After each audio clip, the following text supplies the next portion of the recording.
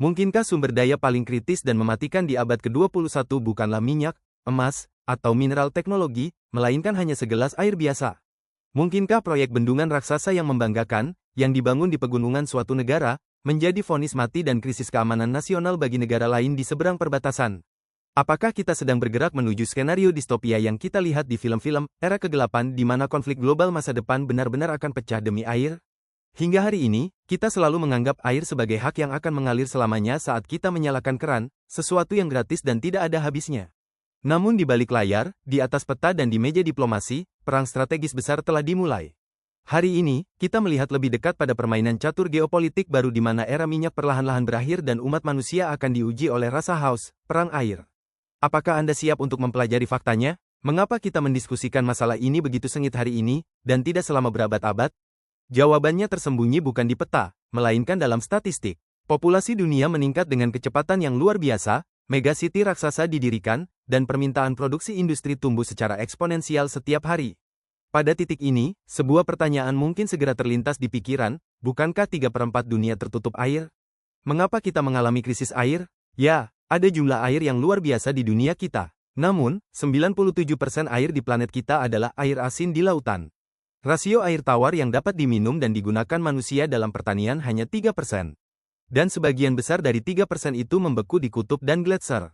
Dengan kata lain, 8 miliar orang harus berbagi kolam kecil yang hanya terdiri dari 1% air tawar di seluruh planet ini. Dan sementara jumlah air di kolam ini tetap konstan, jumlah orang yang ingin minum air dari kolam itu meningkat setiap detik. Faktor utama yang mengubah tekanan matematis ini menjadi kekacauan total adalah perubahan iklim. Pemanasan global bukan sekadar cuaca yang menghangat beberapa derajat. Pemanasan global adalah gangguan total pada siklus air planet yang telah berusia ribuan tahun. Hujan yang dulunya turun secara teratur dan mengisi bendungan kini berganti dengan periode kekeringan kejam yang berlangsung berbulan-bulan. Kemudian, hujan yang seharusnya turun dalam sebulan jatuh hanya dalam 2 jam, dan air itu mengalir ke laut sebagai banjir yang merusak sebelum sempat meresap ke dalam tanah, terbuang sia-sia. Gletser di puncak pegunungan mencair secara permanen, laju aliran dan volume sungai berubah total.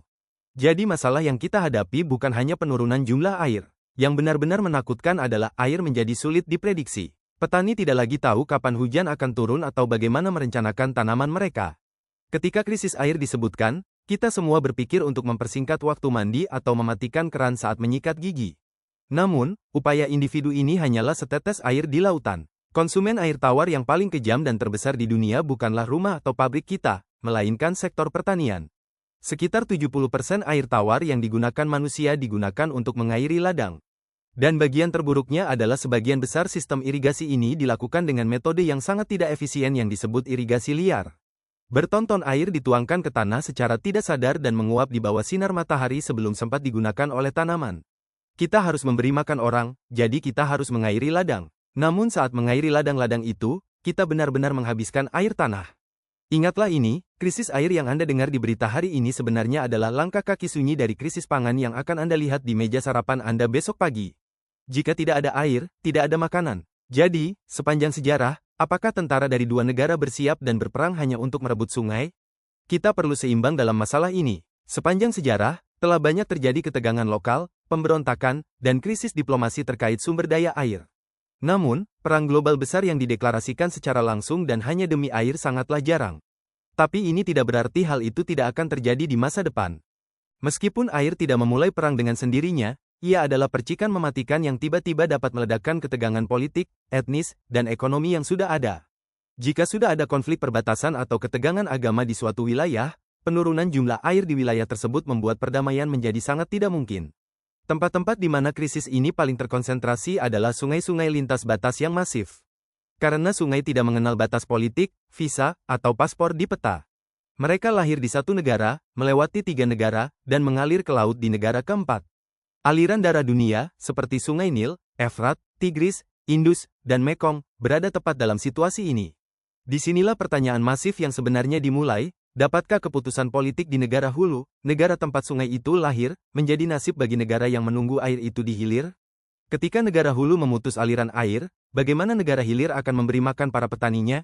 Ketidakadilan geografis ini adalah salah satu masalah diplomasi terbesar dan tersulit di dunia saat ini untuk dipecahkan. Ketegangan sungai ini mencapai puncaknya dengan tanda tangan beton yang ditempatkan di peta, yaitu proyek bendungan masif. Di masa lalu, bendungan dipandang sebagai proyek rekayasa murni yang dibangun hanya untuk menyimpan air dan menghasilkan listrik. Namun, hari ini, bendungan adalah senjata nasional, kekuatan strategis, dan alat tekanan diplomatik. Contoh terbaru dan paling berbahaya dari hal ini terjadi di jantung Afrika. Ethiopia telah membangun struktur masif yang disebut Bendungan Renaissance Besar Ethiopia di sumber Sungai Nil. Bagi Ethiopia, bendungan ini berarti menyediakan listrik bagi jutaan rakyatnya dan melarikan diri dari kemiskinan. Namun, bagi Mesir, ribuan kilometer di hilir, bendungan ini berarti ancaman kepunahan nasional. Karena air dan pertanian Mesir bergantung sepenuhnya pada aliran sungai tersebut, bendungan bukan lagi sekadar dinding yang terbuat dari beton, mereka adalah kunci raksasa yang bisa membuat negara bertekuk lutut dalam hubungan internasional.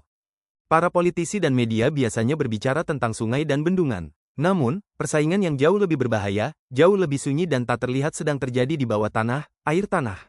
Cekungan air masif yang terletak ratusan meter di bawah, yaitu akuifer, adalah urat nadi jutaan petani dan kota di dunia. Namun, air tanah ini ibarat rekening bank. Kita terus-menerus menarik air dari sana, tetapi rekening itu terisi sangat lambat oleh hujan selama ribuan tahun. Kita menurunkan pipa-pipa masif ke bawah tanah untuk mengairi ladang dan menyediakan air bagi kota-kota yang terus berkembang. Akibatnya, permukaan air tanah turun bermeter-meter setiap tahun. Anda mungkin tidak melihat perkelahian sungai atau bendungan di permukaan, tetapi ada perang yang mengerikan dan sunyi di bawah tanah mengenai pompa siapa yang akan masuk lebih dalam. Dan ketika air itu habis, tidak akan ada jalan kembali. Tidak butuh waktu lama bagi krisis ini untuk berpindah dari desa ke kota metropolitan. Megacity di seluruh dunia berada di bawah tekanan air yang luar biasa. Di kota-kota tempat puluhan juta orang tinggal, infrastruktur air tidak dapat memenuhi permintaan yang terus meningkat ini. Kita telah melihat dalam sejarah apa yang bisa terjadi ketika sumber daya air kota habis. Beberapa tahun lalu, skenario bencana yang disebut Day Zero terjadi di Cape Town, salah satu kota paling modern di Afrika Selatan.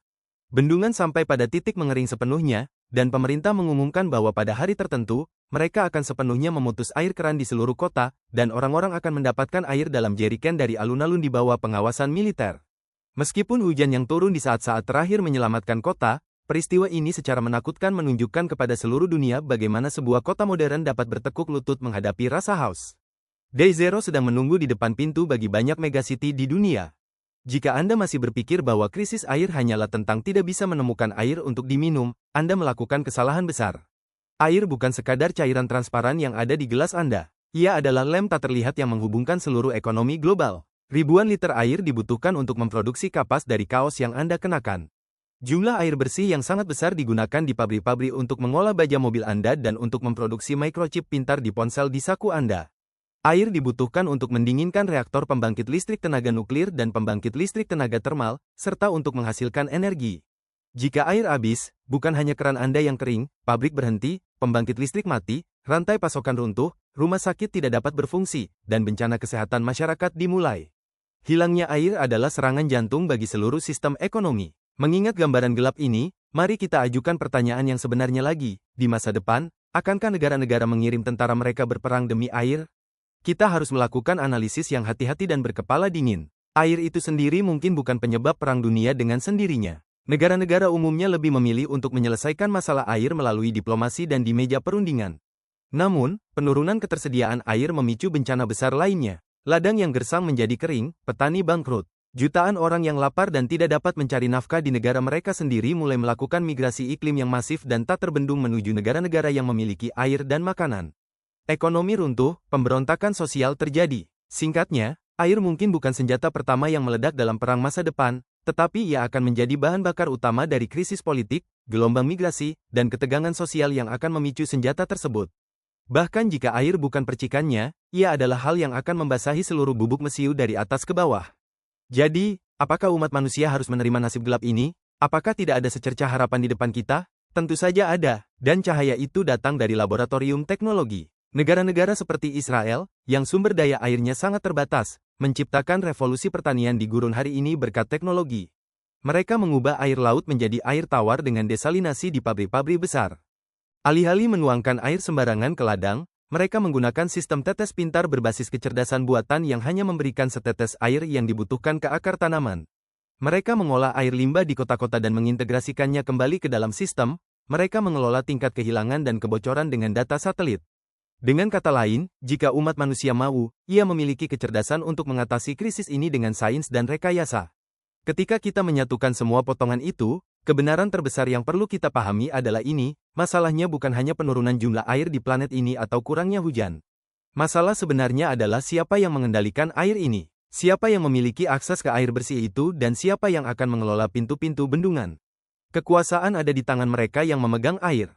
Perang masa depan mungkin tidak pecah sepenuhnya dan hanya dengan nama air di peta. Namun rasa haus akan menjadi penyebab nyata yang tak terlihat dari banyak konflik besar, perang saudara, dan krisis migrasi yang akan terjadi di masa depan. Saat kita mendekati akhir era minyak, umat manusia mungkin sedang mempelajari makna vital, strategis, dan kejam dari air untuk pertama kalinya. Jadi, apa pendapat Anda tentang hal ini? Apakah Anda percaya bahwa kota atau negara tempat Anda tinggal sudah siap menghadapi krisis air? Atau apakah Anda pikir bahayanya masih jauh? Pastikan untuk membagikan ide dan pengamatan Anda di kolom komentar. Jangan lupa untuk berlangganan saluran ini dan nyalakan notifikasi untuk terus menemukan rahasia geopolitik masa depan dan krisis yang mendekat.